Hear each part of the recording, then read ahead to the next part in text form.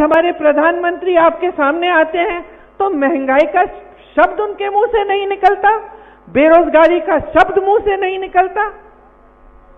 पूरी दुनिया में सबसे ज्यादा बेरोजगारी, और आप प्रधानमंत्री हैं, इतना बड़ा पद है, इतना तो आदर कर लीजिए जनता की कि इस बारे में बात तो करें।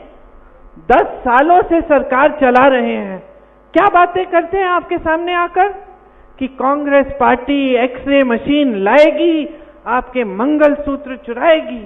गुजरात में तो इन्होंने कह दिया कि अगर आपके 2 भैंस हैं तो कांग्रेस पार्टी आपकी 1 भैंस चुरा लेगी। तो जहां जहां मैं जाती हूं बहनों, जहां जहां मैं जाती हूं मैं कहती हूं अपने भैंस बांध दो, मैं आ गई हूं। वो अलग बात है कि अगर मुझे खींचनी पड़े तो खींचेगी, आएगी भी नहीं मेरे साथ। तो बात यह है, हम हंस रहे हैं, हम हंस रहे हैं, लेकिन ये हंसने वाली बात नहीं है, ये दुख की बात है।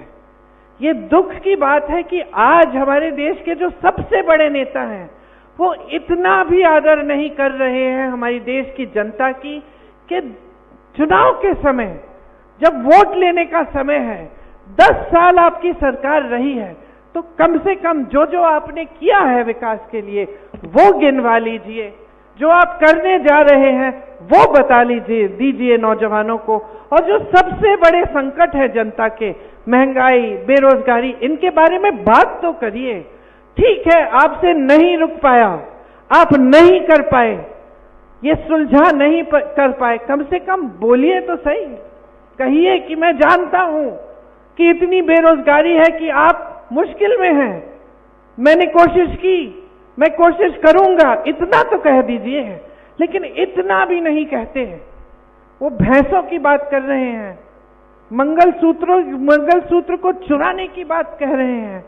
कभी इंटरव्यू देते हैं तो जो 10 सालों से उनकी राजनीति रही है, धर्म की राजनीति, जिस आधार पर उन्होंने हर एक भाषण दिया है और आज भी चुनाव में रोज रोज दे रहे हैं, उस पूरी राजनीति का खंडन एक इंटरव्यू में कर डालते हैं कि अगर मैं हिंदू मुसलमान की बात करता तो मैं इस देश के प्रधानमंत्री बनने के लायक नहीं होता। खुद कह रहे हैं, खुद कह रहे हैं।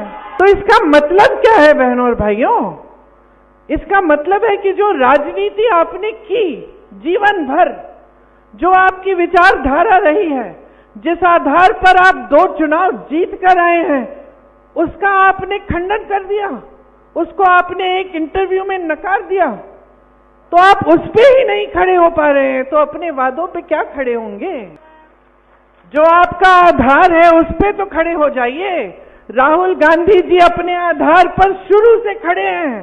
4000 किलोमीटर की यात्रा पैदल कन्याकुमारी से कश्मीर तक करते हैं, मणिपुर से मुंबई तक 4000 किलोमीटर और करते हैं, क्योंकि वो अपने आधार पर खड़े हैं। वो इस देश की लोकतंत्र को मानते हैं, वो इस देश के संविधान के लिए कुछ भी कर डालेंगे इसको बचाने के लिए, और वो पहचानते हैं कि लोकतंत्र में जनता सर्वोपरि है, जनता को झूठ नहीं बोला जाता। और अगर जनता को झूठ बोलेगा कोई नेता तो लोकतंत्र उसे सबक सिखाएगा।